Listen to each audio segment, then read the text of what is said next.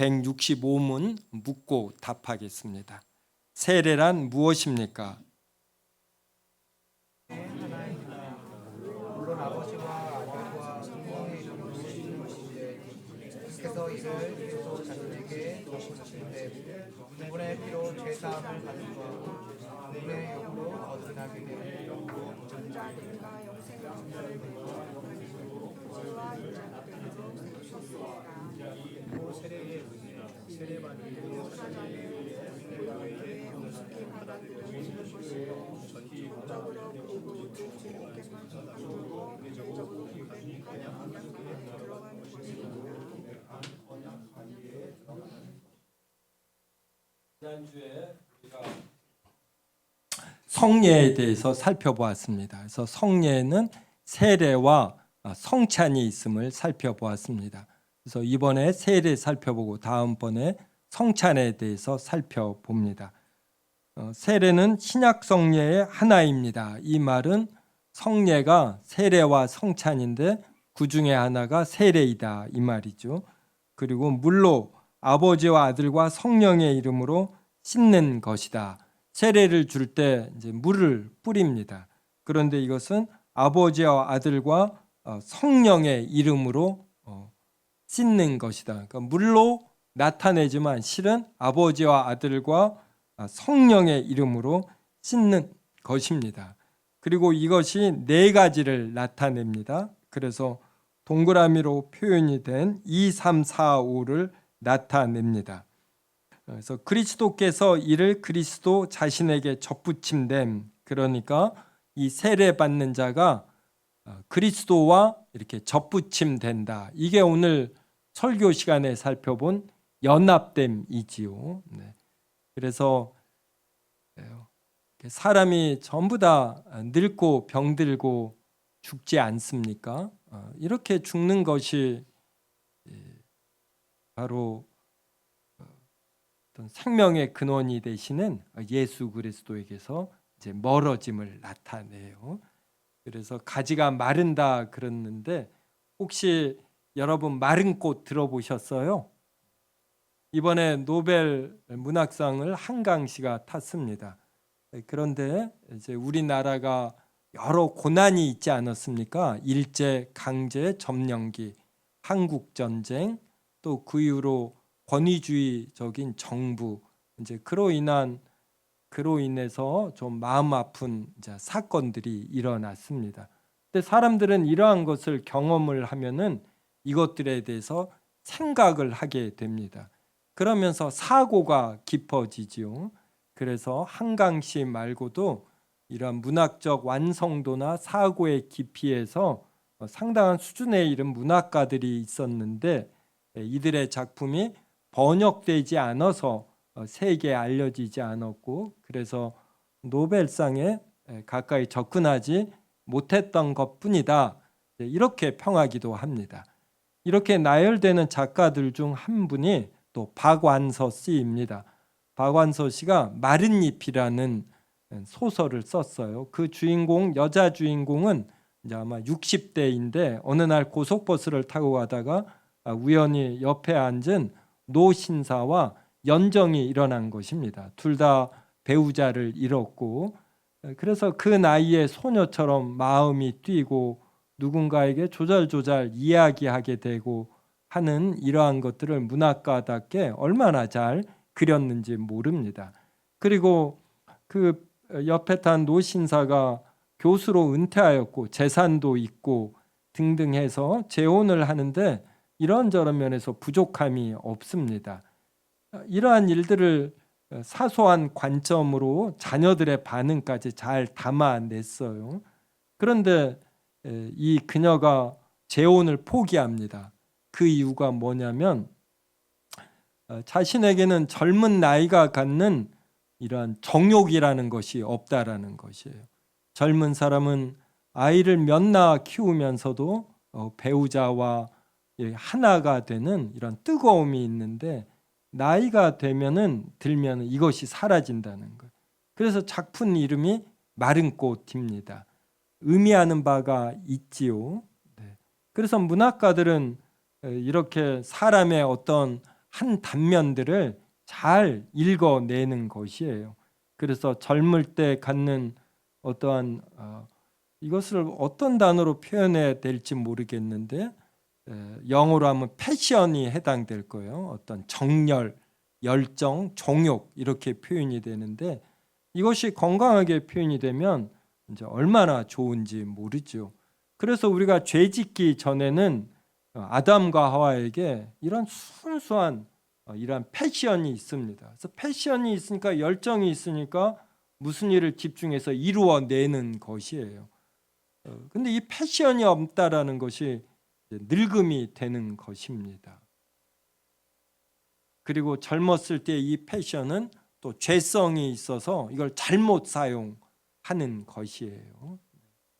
그래서 마른 꽃이 되는 거 이거 참 슬프죠. 그래서 저는 계속해서 이 패션, 정열, 열정을 가지려고 합니다. 근데 순수한 정열, 열정을 가져야지 되죠. 이것이 나이가 들어도 어디에서 나올까요? 이것은 예수 그리스도를 깊이 생각함으로 그분만이 생명이시고 길이시고 진리이심을 알 때 그분에게서 끊임없이 솟아나오는 바가 있는 거예요. 이것을 우리가 흡수할 때 나이가 들어도 끊이지 아니하는 이런 정열, 패션이 생겨나는 것입니다. 영어로는 affection 하면은 좋은 의미로서의 정열이 되고 패션은 좀 충동적인 이런 의미가 있어요.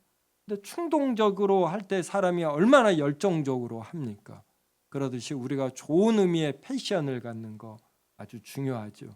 그러니까 이런 의미에서 동그라미 2번이 세례받는 자가 그리스도 자신에게 접붙임이 된다. 그래서 그리스도로부터 선한 것, 좋은 것들을 끊임없이 공급받는다. 이런 의미가 됩니다. 3번은 그분의 피로 죄 사함을 받음. 예수 그리스도의 순종과 희생으로 죄 사함을 받았다. 이것이 이제 물이 더러운 것을 씻어내지 않습니까? 이러하듯 예수 그리스도의 피를 또 물이 상징하고 성령님을 또 상징하고 이러죠. 그래서 그리스도의 피로 죄 사함을 받는다. 그 다음에 동그라미 4번은 그분의 영으로 거듭나게 된다. 그래서 물은 또 성령님을 의미하기도 하는 것이에요. 우리가 어떻게 거듭납니까? 자신이 갖고 있던 생각을 새롭게 바꾸는 일, 이것이 얼마나 힘든지 몰라. 이것은 성령으로만 가능한 것입니다. 이것이 바로 세례 때 의미하는 것이에요. 그다음에 양자됨과 영생으로 부활된다라는 것은 내가 이제 세례를 받음으로 하나님의 자녀가 된다. 자녀로 입양이 된다. 이걸 뜻합니다. 그러니까 그리스도에게 접붙임되어 하나로 연합되어 이것은 바로 하나님의 자녀됨을 나타내는 거예요. 그리고 영생으로 부활을 합니다. 이 땅에서의 강건함은 70에서 80입니다. 그런데 우리가 영원한 삶으로 진입하는 것이에요. 이렇게 요 네 가지를 세례의 이 물로 씻는 의식이 상징하는 것입니다. 그래서 다시 한번 반복하면 그리스도에게 접붙임됨, 그러려면 그분의 피로 죄 사함을 받고 그리고 그리스도의 영으로 거듭나고 그 다음에 우리가 양자됨과 영생으로 부활됨을 나타내요. 그 다음에 세례를 받는다라는 것은 이 보이는 교회에 엄숙히 받아들여집니다. 그럼 보이지 않는 교회가 있는가? 이 보이지 않는 교회는 과거와 현재와 미래에 하나님의 참된 자녀로 이루어진 교회, 이것을 보이지 않는 교회라고 합니다. 사람 눈에는 보이지 않아요. 누가 참된 신자인지 과거와 현재와 미래에 걸쳐서 오직 하나님에게만 이것은 보입니다. 그래서 사람 눈에는 보이지 않는다 해서 보이지 않는 교회라고 하고, 사람 눈에 보이는 교회가 지금 이 세움 교회입니다. 그래서 지난주에 설이가 유아 세례 받았잖아요. 그래서 이제 유아 세례 명단에 설이 이름이 올라갑니다. 이것처럼 보이는 교회에 이렇게 받아들여지는 것, 그래서 보이는 교회의 회원이 되는 것을 세례가 나타냅니다. 그래서 우리는 보이는 교회라고 표현을 하고, 로마 가톨릭은 일종의 그들은 보이지 않는 교회 이런 표현을 안 쓰거든요. 이들은 자신의 눈에 보이는 교회가 바로 보이지 않는 교회와 똑같다, 일치한다, 이렇게 보는 것이에요. 그래서 세례를 받아야만 자신들의 로마 가톨릭 보이는 교회에 들어오고, 이것은 바로 하늘 생명책에 기록이 된다, 이렇게 봅니다. 그래서 유아가 아이가 태어날 때 이제 잘못 태어나 병등으로 죽게 된다 그러면 그때 꼭 유아 세례를 받아야만 돼요. 그래서 신부가 아니라 이러한 산파도 세례를 줄 수가 있는 것입니다. 이렇게 신학이 어떠하냐에 따라서 신앙생활 의식이 달라집니다. 그다음 7번, 공개적으로 고백한 언약 관계에 들어간다. 이것은 이제 은혜 언약을 의미하는데, 하나님께서 죄를 지어서 하나님에게서 멀어진 자들을 예수 그리스도를 내어 주심으로 사람들을 하나 되게 하시잖아요. 이러한 언약 관계에 들어간다. 그래서 예수 그리스도의 피로 죄 사함을 받는 걸 하나님이 성령을 통해 깨닫게 하시고, 그리고 이제 각 신자는 이것을 또 적극적으로 고백해야지 되지요. 그리고 이 언약 관계에서 요구하는 하나님의 형상을 지닌 자로서 하나님의 말씀대로 사는 삶, 이러한 언약 관계에 들어간다, 이렇게 생각하면 됩니다. 그래서 정리하면 세례는 물로 아버지와 아들과 성령의 이름으로 씻는 것인데, 이것이 의미하는 바는 4가지. 그 다음에 동그라미 6번과 7번은 이런 보이는 교회의 회원이 되는 것이다, 그리고 언약 관계에 들어가는 것이다, 이렇게 정리하시면 됩니다. 그 다음 166문 묻고 답하겠습니다. 세례는 누구에게 베풀어야 합니까?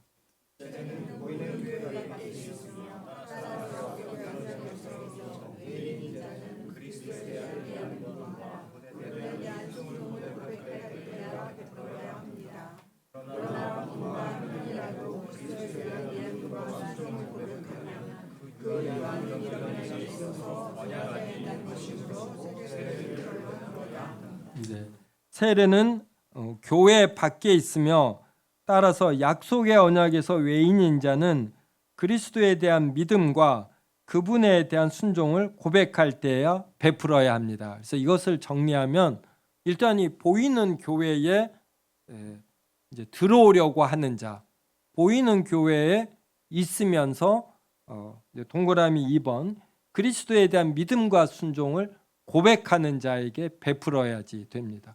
교회에 나오지 않는 자, 예배에 참석하지 않고 교회의 치리, 다스림을 받지 않는 자, 이런 자에게는 세례를 안 주는 것이에요. 그리고 예수 그리스도에 대한 믿음과 순종을 이렇게 증인들 앞에서 명백히 고백해야지 됩니다. 이것까지는 너무나 쉽습니다. 이제 문제는 3번이에요. 부모가 한 명이라도 그리스도에 대한 믿음과 순종을 고백한 경우의 자녀. 그래서 지난주에 서리에게 유아 세례를 줬는데, 바로 서리의 부모님인 전진수 성도님, 송이슬 성도님이 예수 그리스도에 대한 믿음과 순종을 고백하기 때문입니다. 그런데 서리가 고백한 건 아니에요. 근데 성경에 보면 예수 그리스도를 마음으로 믿고 입으로 시인하는 자에게 세례를 주어야 한다, 이제 그런 자가 구원을 받는다, 이렇게 나오거든요. 그런데 왜 이런 믿음을 고백하지 않는 자녀에게도 세례를 줄까요? 자, 이거에 대해서 한번 답해 보셔요.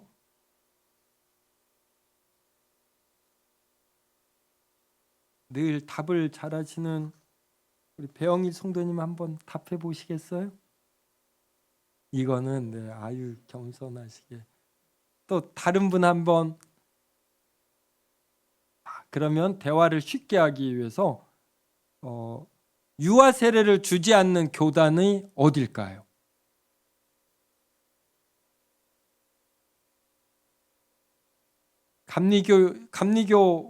감리교 다니신 분, 감리교 유아세례 줍니까 안 줍니까? 줘요. 줍니다. 네.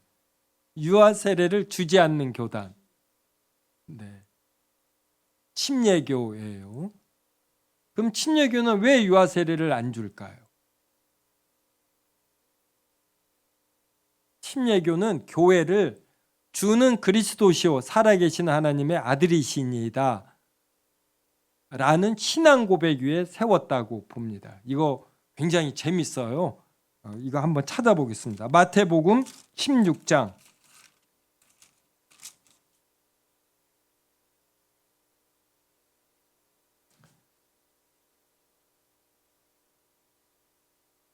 17절부터 19절까지 저하고 한 절씩 읽겠습니다. 마태복음 16장 16절부터 19절.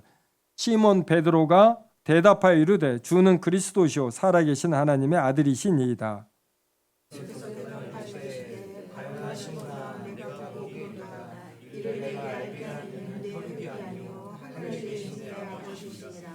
또 내가 내게 이르노니 너는 베드로라. 내가 이 반석 위에 내 교회를 세우리니 음부의 권세가 이기지 못하리라.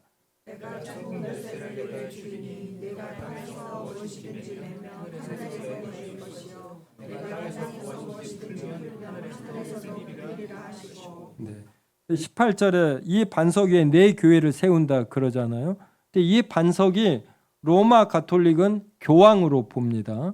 그리고 침례교는 이렇게 16절에 있는 주는 그리스도시요 살아계신 하나님의 아들이시니다라는 신앙 고백으로 봐요. 그래서 침례교는 뭘 강조하냐면 신앙 고백을 많이 강조해요.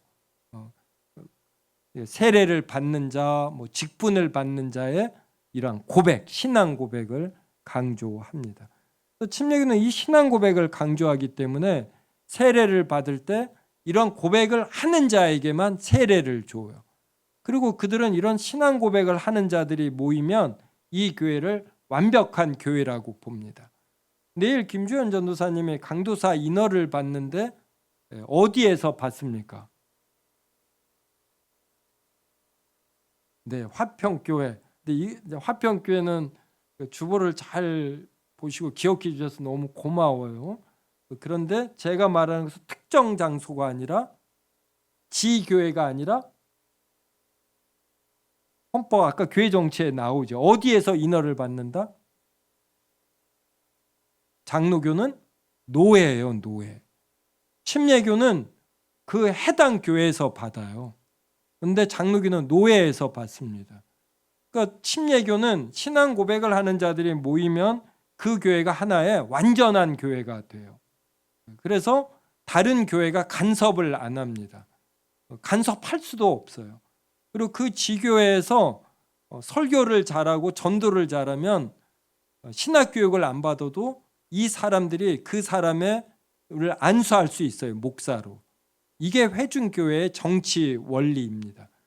그래서 회중교회 침례교는 이런 회중들의 의사결정이 중요해요. 그러면서 그 지교회가 그냥 교리도 나름 채택할 수가 있어요. 그래서 침례교는 전체를 아우르는 조직신학 책이 없습니다. 교리가 없어요. 그래서 헌법에도 교리가 안 들어가요. 놀랍죠.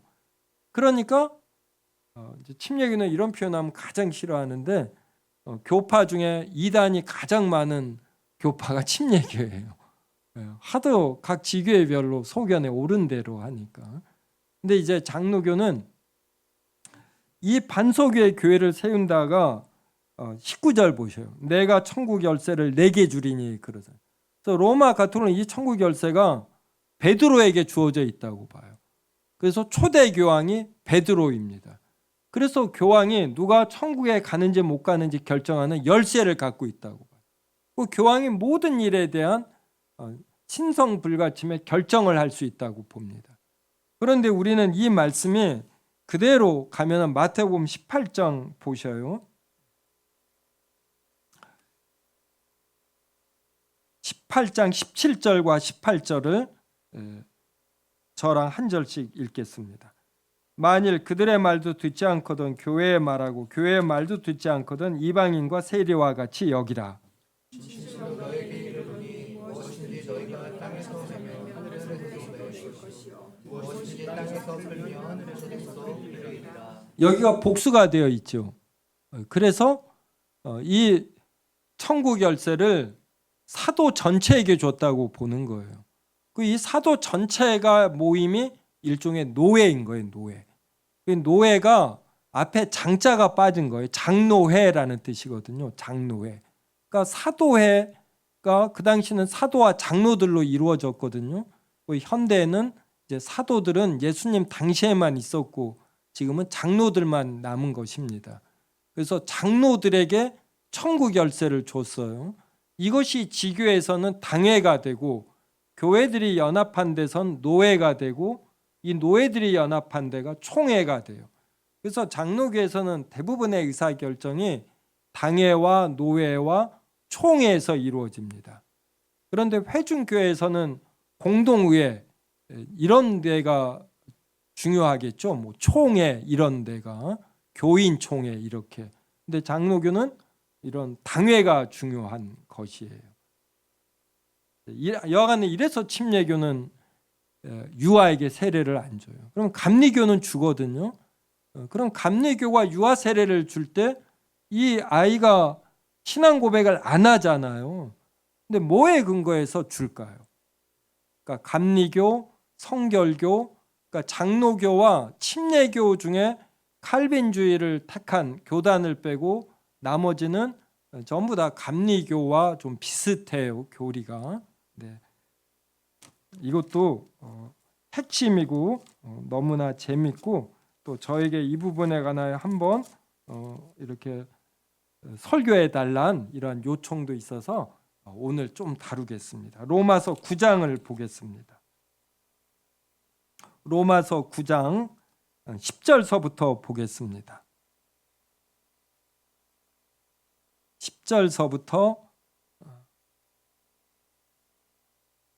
16절까지 보겠습니다. 로마서 9장 10절부터 16절. 그뿐 아니라 또한 리브가가 우리 조상 이삭 한 사람으로 말미암아 임신하였는데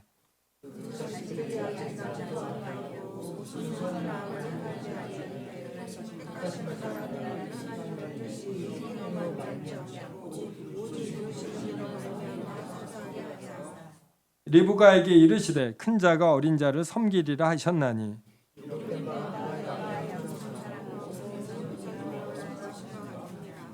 그런즉 우리가 무슨 말을 하리요? 하나님께 불의가 있느냐? 그럴 수 없느니라.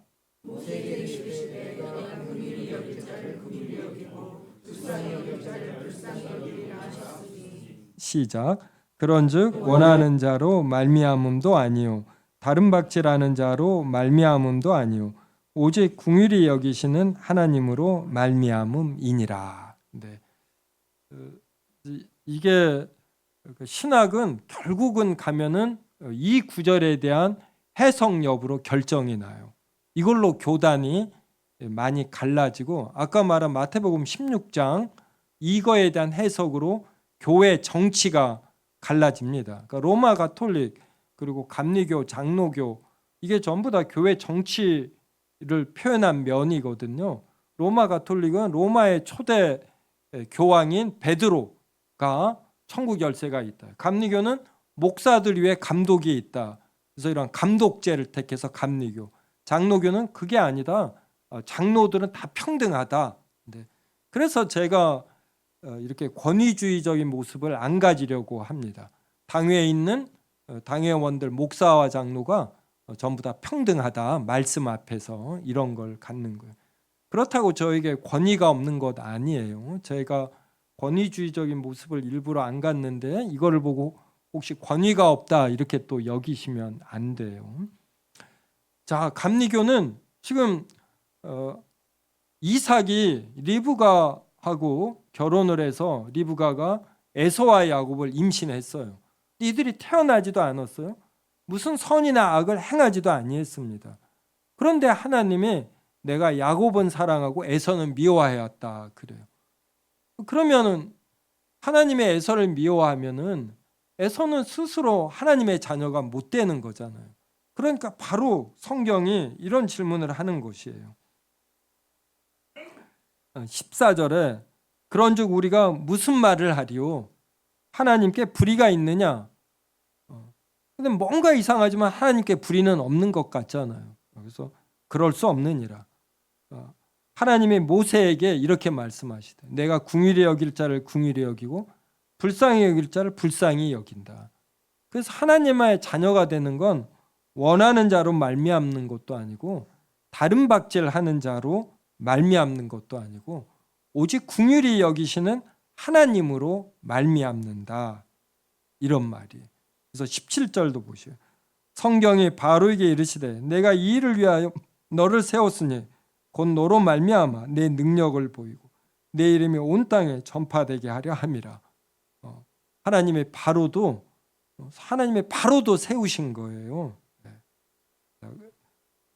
19절서부터 23절까지도 저랑 한 절씩 읽겠습니다. 오늘 이거 깨달으면은 정말 핵심 교리를 깨닫고 이제 설교가 다시 들리기 시작할 거예요.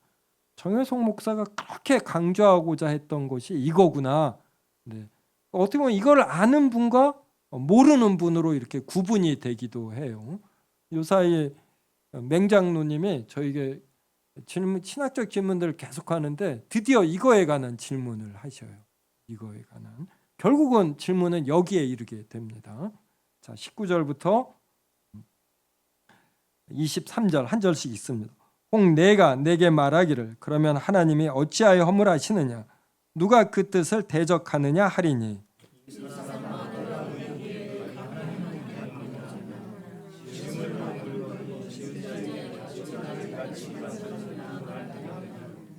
토기장이가 진흙 한 덩이로 하나는 귀 쓸 그릇을 하나는 천이 쓸 그릇을 만들 권한이 없느냐.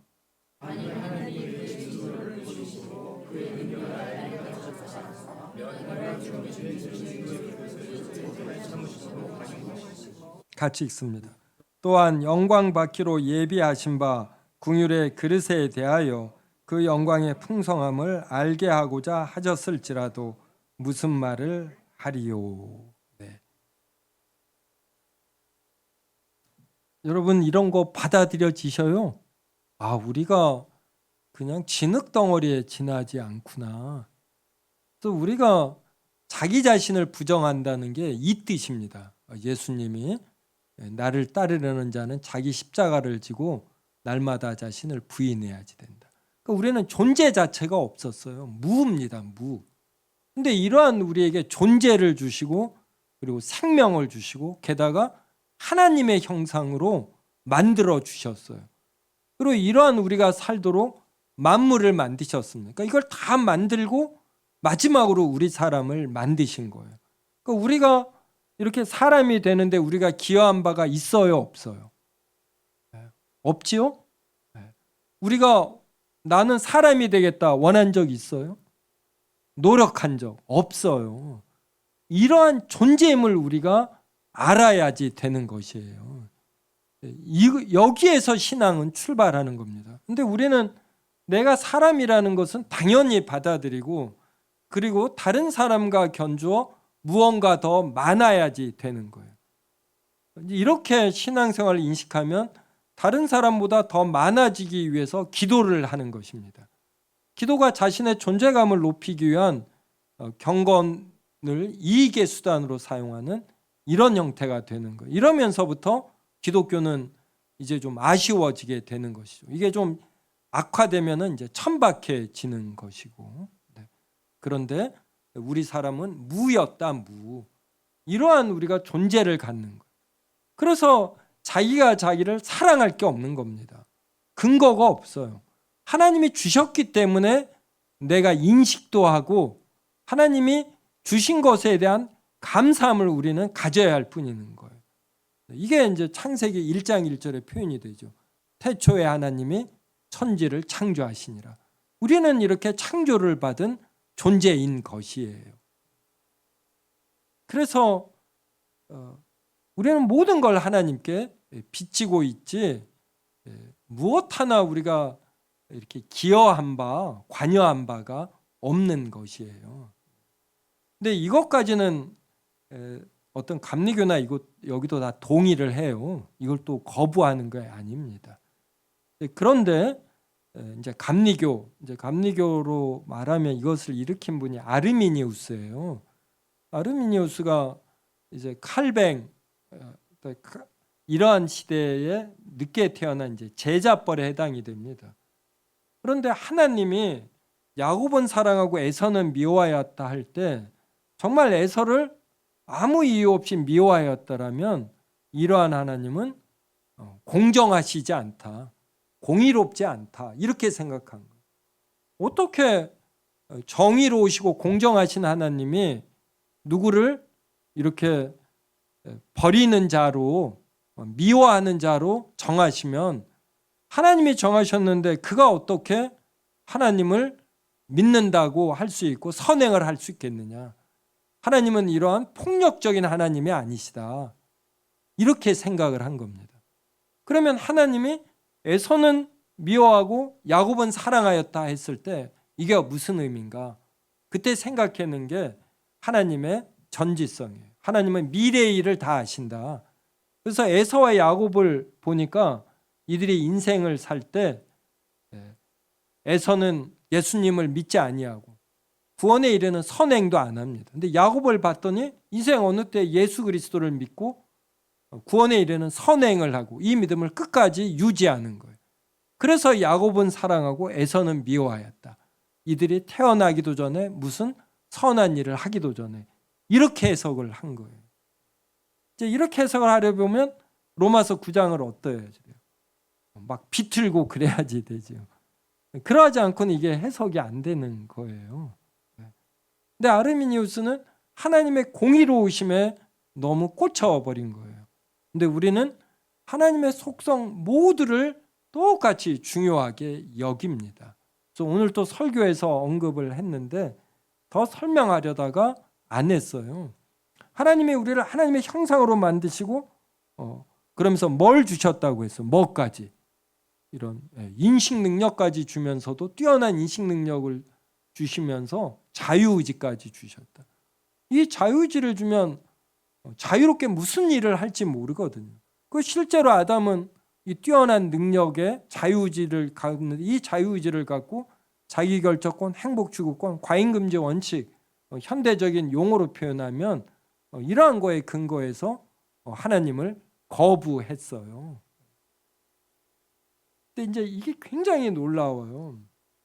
이 부분이 어렵습니다. 근데 하나님은 이제 성경이 이렇게 표현해요.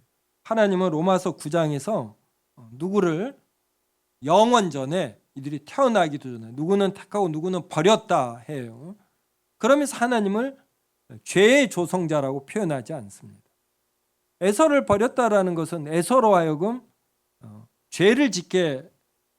에서가 죄를 짓게 된다는 거거든요. 그러니까 하나님이 죄의 조성자가 되는 거예요. 근데 성경은 어느 곳에서도 하나님을 죄의 조성자라 말하지 않아요. 그리고 에서는 에서 스스로 못된 짓을 해서 이런 장자의 명분을 팥죽 한 그릇에 판다든지 이런 진리를 경시 여겨서 스스로 타락한 자다 이렇게 표현을 합니다. 그래서 성경은 이 두 가지가 동시에 가는 거예요. 하나님의 절대 주권과 그리고 버림을 받은 자가 자유의지를 갖고 스스로 하나님을 찾는 것. 이 두 개를 조화를 이루어서 설명하지 않아요. 그냥 선포하고 그럽니다. 그래서 이 부분은 믿음의 영역이에요. 믿음이라는 것은 비합리적이다 이게 아니라 초합리적이다. 비이성적이 아니라 초이성적이다. 이게 되는 겁니다. 그러니까 이러한 것을 저는 현대 과학이나 다양한 어떤 제가 동식물에 관심이 있다라는 게 이들의 처음 무슨 일을 할 때 시작이 어떠한가 이런 걸 관찰하는 면에서 제가 관심이 있는 것이에요. 그래서 여러분 차는 우리가 스타터를 해야지 됩니다. 그래서 차는 스스로 자유의지가 없어요. AI가 자유의지가 있을까요? AI도 결국 정보를 넣어줘야지 돼요. 그리고 에너지가 공급이 되어야지 돼요. 근데 소리가 작으면 모기 소리 그래요. 다리가 가늘면 모기 다리. 오늘 또 제가 화장실에 갔다 모기를 보면서 한 마리 죽였습니다. 이때 순간적으로 드는 생각이 남한에서 북한에 무인기를 보내서 삐라를 살포했다고 하는 이 무인기가 떠오르고, 이 무인기보다 만드는 비용이 모기 한 마리가 더 듭니다. 사람이 못 만들어요. 사람은 최첨단을 만들어도, 컴퓨터 다 만들어도 이런 모기 한 마리 그리고 꽃잎 하나를 못 만들어요. 이게 생명과 비생명의 차이예요. 생명은 스스로 이렇게 스타터를 하는 것이에요. 그러면서 후손을 만들어냅니다. 그리고 각 생명체가 뭘 할 때 시작과 끝이 어떻게 되는가, 이게 미생물일수록 거의 기계적이에요. 근데 고등으로 갈수록, 특히 사람에게 있어서는 이것이 사람에게 있습니다. 그러니까 하나님의 놀라움은 사람에게 자유의지를 주셔서 사람으로 행하게 하면서도 하나님의 뜻을 이루어내는 거예요. 이게 섭리에서 말하는 보존, 통치, 협력에서 이 협력에 해당되는 거예요. 사람이 100%를 하고 하나님이 100%, 각자 100%를 해요. 오늘 또 태양과 지구가 각자 독립체로 있는데 중력으로 연결이 되잖아요.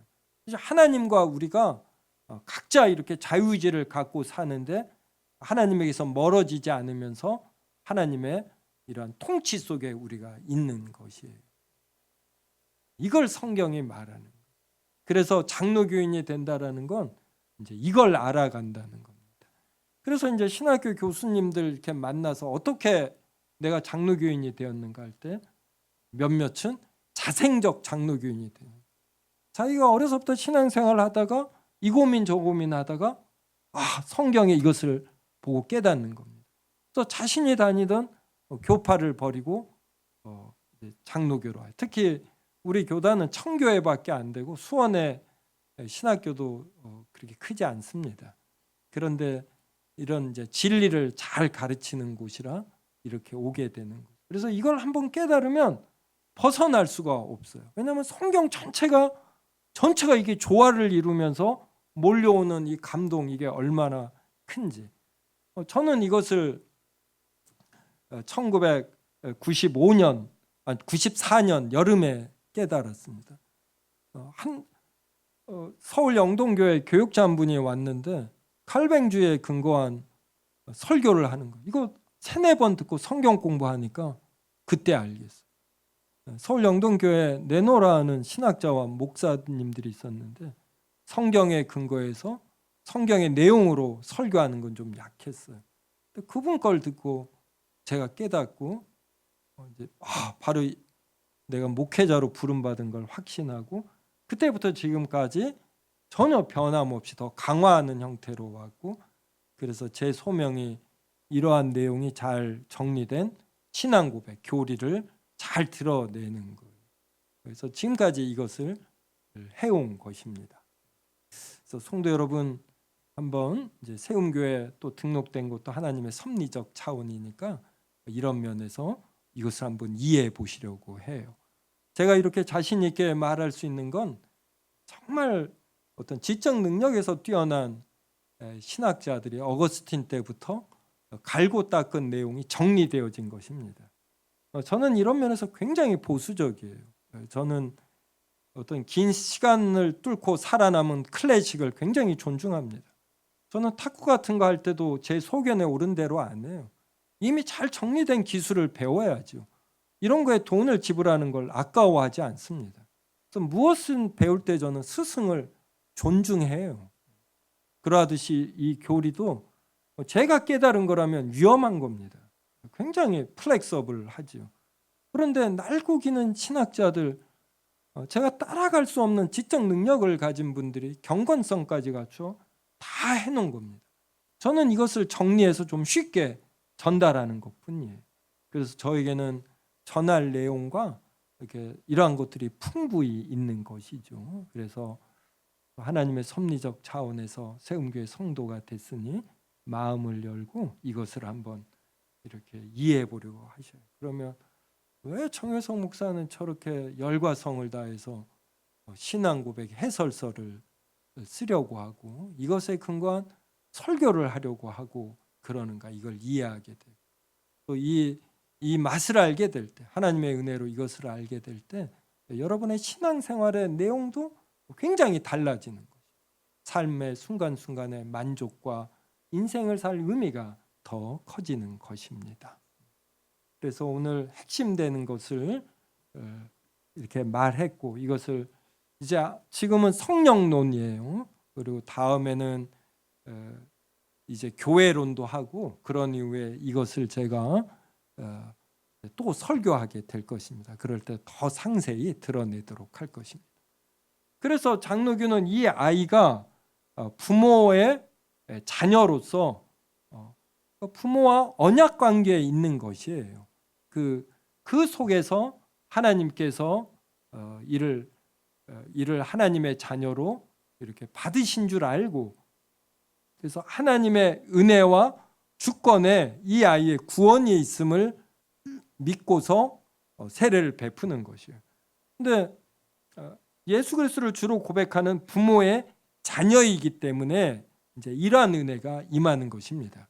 이것이 구약 시대에 태어난 지 8일 되는 아이에게 할례를 주는 것이에요. 태어난 지 8일 되는 아이가 무슨 신앙 고백이 있습니까? 이 아이에게 왜 할례를 주라고 합니까? 이 아이가 하나님의 자녀가 된 것은 하나님의 은혜에 있다. 하나님의 주권에 있다. 이걸 고백하는 것입니다. 그래서 이렇게 하나님의 예정을 말하는 것은 이런 피조물의 전적인 낮아짐인 것이에요. 그리고 피조물에게 주어진 이 자유의지가 그렇게 큰 것임에도 하나님은 더 위대하셔서 사람의 자유의지도 허용하시고 이용하시면서도 하나님의 뜻을 이루어낸 이것을 우리가 고백하는 것입니다. 또 유아 세례 이렇게 큰 고백이 담깁니다. 이제 마지막으로 167문 빨리 살펴보고 마치겠습니다. 묻고 답합니다. 우리는 이미 받은 세례를 어떻게 활용해야 합니까?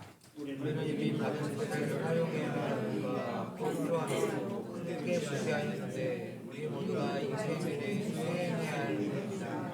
특히 시험을 당하는 때와 타인이 받는 생활 중에 수행해야 합니다. 세례의 문제와 그리스도께서 세례를 제정하신 세례가 제정하고 우리는 헌과 세례의 등을 속한 사역을 가르치셔서 포함함으로써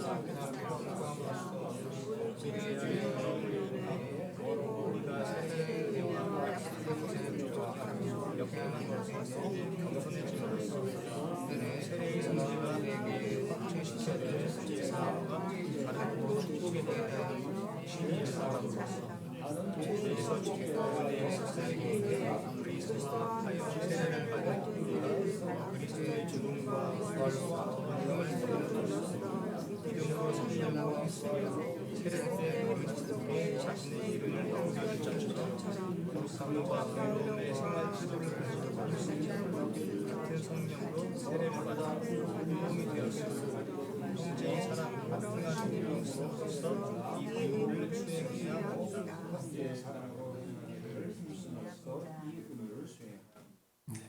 이게 뭐뭐로서 이제 이렇게 제가 단락을 구분했거든요. 이렇게 구분하게 된 동기는 밑에 영어를 보면은 세미콜론으로 나누어진 부분들이 있어요. 그래서 이거를 유심히 보니까 이렇게 세미콜론으로 문단을 구별했더라고요. 처음 만드신 분들이. 그러니까 이런 것들을 이제 어떻게 보면 제가 발견해냈어요. 그래서 이 발견해낸 것을 해석으로 제가 이렇게 이제 반영시켰습니다.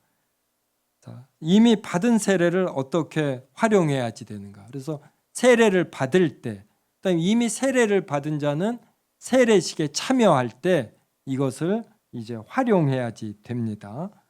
그때 진지하고 감사하게 숙고를 해야지 돼요. 뭘 숙고해야지 되냐면 세례의 본질, 목적, 또 세례의 특권과 유익, 세례 때 행한 엄숙한 서약, 이런 거에 대해서 숙고한다. 그 다음에는 겸손해집니다. 우리 죄악의 더러움을 인해 세례식을 보면서 나도 죄악으로 더럽지, 이것을 생각하며 겸손해지는 거예요. 세례의 은혜와 약속한 것에 부족하며 역행한 것을 인해. 자신의 이런 부족함을 알 때 겸손해지잖아요. 이렇게 겸손해지는 기회로 삼는 것입니다. 그 다음에 확신이 자라감으로써 세례의 성례가 우리에게 확증시켜주는 죄사함과 다른 모든 축복에 대해 내가 예수 그리스도의 피로 죄사함 받고 성령의 은혜로 거듭나지, 이런 것들을 생각하면 확신이 자라가야지 됩니다. 그 다음에 힘을 얻음으로써예요. 죄에서 죽고 은혜에서 살기 위해 그리스도와 합하여 세례를 받은 우리가 그의 죽음과 부활로부터 이제 힘을 얻어야지 된다. 우리는 예수 그리스도의 죽음과 부활로 힘을 얻습니다. 그래서 우리는 세례를 받을 때 그리스도와 합하여 세례를 받는 거예요. 그래서 그리스도의 죽음과 부활이 우리의 것이 되거든요. 이걸로 힘을 얻는다. 마지막으로는 이제 힘써야지 돼요. 믿음으로 살려고 힘써야지 되고, 거룩함과 의로움의 생활 태도를 가지려고 힘써야지 되고, 같은 성령으로 세례를 받아 한 몸이 되었으므로 형제의 사랑으로 행하기를 힘써야지 됩니다. 이거에 각각은 이제 성경 구절들을 찾아가면서 살펴보시기 바랍니다. 제가 시간을 잘 지키는 편이라 어느덧 2시 30분이 되어서 오늘은 이것으로 마치겠습니다.